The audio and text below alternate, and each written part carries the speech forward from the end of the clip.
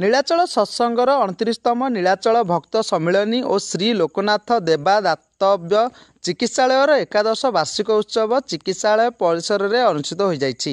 श्री श्री गोड़ा लोकनाथ देवଙ୍କ पीठरे पूजार्चना जप ध्यान और आलती पर अनुष्ठान सभापति कृष्णचंद्र हरिचंदन अध्यक्षतार अनुष्ठित सभारे मुख्य अतिथि भाव स्थानीय विधायक प्रदीप कुमार साहू सम्मानित अतिथि भाव युव नेता प्रकाश चंद्र रणबिजुली सरपंच अक्षय राउतराय उपस्थित थिबा बेले इंजीनियर ज्ञानरंजन साहू अतिथि परिचय प्रदान करथिले।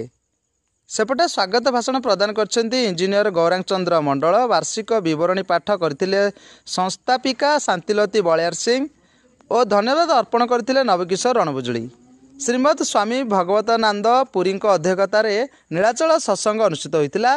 दातव्य चिकित्सालयर संपादक स्नायुशल्य प्रोफेसर डॉक्टर सूर्यकांत पडजी जोशी एक स्वेच्छाकृत रक्तदान शिविर आयोजन करा। खोर्धा रक्त केन्द्र द्वारा यह परिचालना करा। बहु स्वेच्छाकृत रक्तदाता आसी रक्तदान करथिले। कार्यक्रम परिचालन अनुष्ठान बहु सभ्य उपस्थित थे।